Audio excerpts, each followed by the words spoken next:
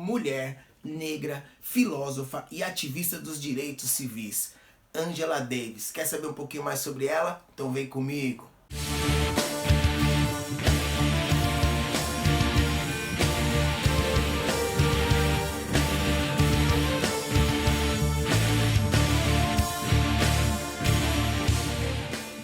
Salve! Eu sou o Ibsen e esse é o seu canal Ibsen sobre som e filosofia, e a filósofa de hoje é Angela Yvonne Davis. Mas antes de falar sobre ela, aquele tradicional momento do salve! E o salve de hoje vai para as minhas alunas do Colégio Jean Piaget do ano de 2020, terceiro ano, a Alice, a Isabela Moreno, a Maria Eduarda e a Giovana, que fizeram um trabalho incrível sobre Angela Davis e que me inspiraram para eu fazer esse vídeo para vocês. E é claro, eu tirei algumas informações do trabalho delas. Então um salve para vocês e valeu mesmo. E se você quiser um salve também, você já sabe, é só deixar um comentário no meu canal e que eu vou estar falando seu nome aqui na hora do salve, beleza? E não se esqueçam, divulguem, compartilhem sobre o meu canal, mandem um link pra galera, façam stories com os meus vídeos, porque eu preciso muito da ajuda de vocês. Tamo junto então. Vamos lá falar um pouquinho sobre Angela Davis? Vamos nessa! Angela Yvonne Davis nasceu na cidade de Birmingham, no estado do Alabama, sul dos Estados Unidos, e conviveu durante a sua adolescência com um cenário de segregação racial e tensões raciais muito grandes. E o sul dos Estados Unidos, como todo mundo já sabe, no final do século XIX e começo do século XX, viveu as leis Jim Crow. Essas leis eram leis de segregação racial que começaram já em 1870 no Tennessee com a proibição de casamentos interraciais e que depois só foram crescendo e geraram um ambiente de segregação, principalmente nos ambientes públicos, ônibus, banheiros, lugares públicos, igrejas, onde os negros e brancos não poderiam conviver juntos. Essas leis tinham o objetivo de de unificar os Estados Unidos após a Guerra Civil, porque o sul e o norte dos Estados Unidos se separaram e era necessário criar um ambiente de reconstrução da sociedade americana. E a maneira como eles encontraram foi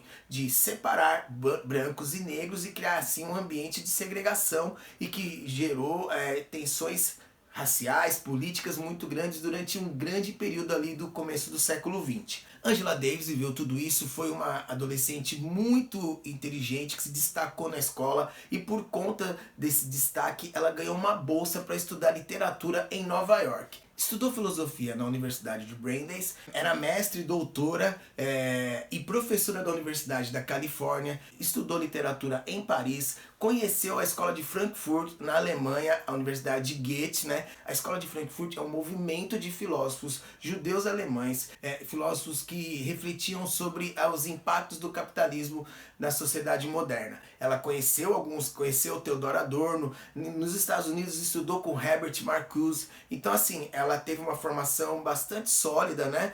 Tanto em literatura como história e filosofia, e durante um tempo ela lecionou na Universidade da Califórnia, mas depois foi afastada pela sua ligação com o Partido Comunista dos Estados Unidos. Como ativista, desde a adolescência, ela sempre se filiou a grupos de movimentos pelas lutas pelos direitos civis. Também se filiou aos Panteras Negras, conheceu Martin Luther King. O grupo dos Panteras Negras, ele lutava pela proteção dos negros diante das abordagens policiais e pela autogestão dos negros, né? Ela foi da ala pacifista dos Panteras Negras e atuou também naquele período do final da década de 60, dos movimentos estudantis que começaram em Paris, as manifestações contra a guerra do Vietnã, a luta pelos direitos civis, enfim, toda aquela efervescência do final da década de 60 e começo dos anos 70, Angela Davis esteve de forma muito presente e ativa em quase todos esses movimentos, tá? E já na década de 70, ela se envolveu em uma situação que levou ela a estar entre as 10 pessoas mais procuradas pelo FBI. Como ativista pelos direitos civis, ela acompanhou o julgamento dos irmãos Soledad.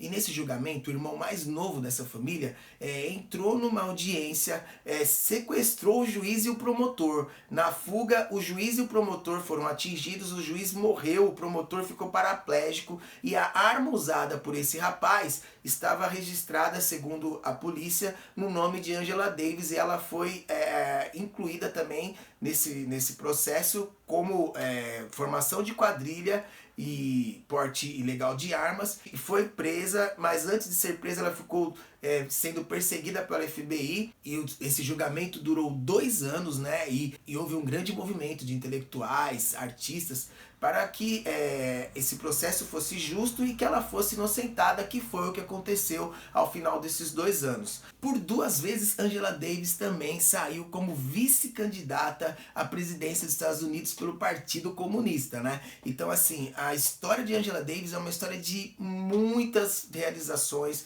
de um trabalho acadêmico muito grande, de uma luta pelos direitos civis também intensa, mas o que interessa pra gente aqui é falar bastante também sobre as concepções filosóficas de Angela Davis, né? A gente vai começar falando da impressão dela, das reflexões dela sobre o sistema carcerário americano. Para Angela Davis, o sistema carcerário não reeduca ninguém, ele apenas vai inserir as pessoas no ambiente criminoso e torná-las mais violentas. E, segundo a concepção de Angela Davis, o sistema carcerário atinge prioritariamente e majoritariamente os negros, o que significa dizer que no sistema carcerário americano, como no brasileiro, os negros são maioria. Então, para ela, o sistema carcerário é um sistema injusto e que não reeduca, ou seja, é ineficaz. Angela Davis também entende que, como uma filósofa de orientação marxista, ela entende que a luta de classes não pode ser vista de maneira isolada em relação à luta da igualdade de gêneros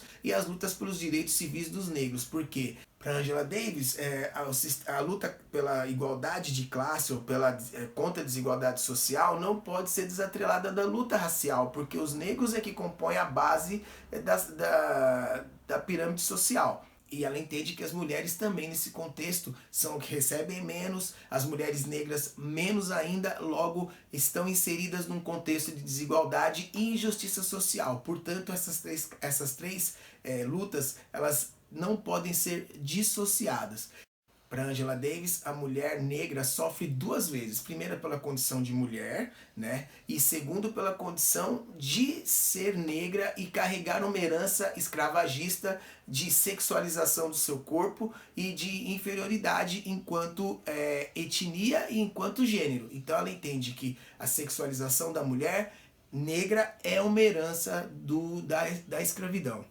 Angela Davis vai fazer um paralelo bem interessante entre a classe operária e o negro. Por quê? Ela diz que o capitalismo, para se manter, ele precisa dar condições para o trabalhador possuir e poder consumir coisas, comprar coisas. E essa condição de poder ascender um pouco socialmente traz ao operário uma falsa ilusão de que ele se aproximou do seu patrão, ou seja, da classe que detém os meios de produção. E isso tira do operário a capacidade de conscientização e de luta. E ela vai trazer essa condição, essa situação para o negro. Ela entende que o negro, quando consegue ascender e ter uma condição melhor de vida, acaba meio que perdendo a capacidade de se mobilizar e de se conscientizar, e ela vai dizer que o negro foi quem financiou a partir do trabalho escravo as grandes revoluções que firmaram o sistema capitalista. Ela diz que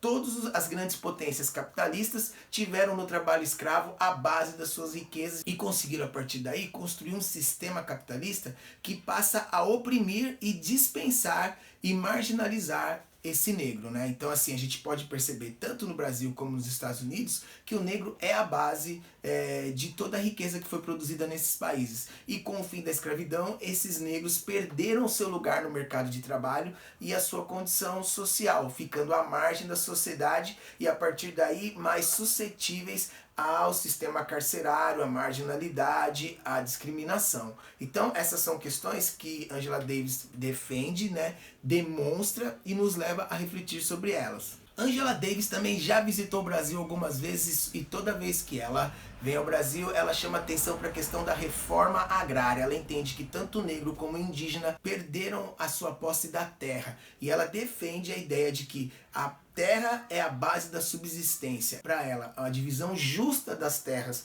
e uma reforma agrária é urgente e fundamental para o desenvolvimento social e o fim da desigualdade. Angela Davis tem uma produção literária bastante importante. Eu vou deixar para vocês aí alguns livros, algumas obras delas para você procurar e para você poder se inteirar do pensamento dessa filósofa incrível, ativista e que atuou de forma muito importante na luta pelos direitos civis. É impossível falar da luta pelos direitos civis sem falar de Angela Davis. Espero que você tenha gostado, que você tenha curtido esse vídeo, que você comente, que você possa deixar seu like e passar esse vídeo pra galera em geral, pra todo mundo conhecer um pouco dessa filósofa que está viva, é uma pessoa incrível e que tem uma produção filosófica tão importante e um ativismo tão importante pra nossa sociedade. Tamo juntão, valeu galera, salve!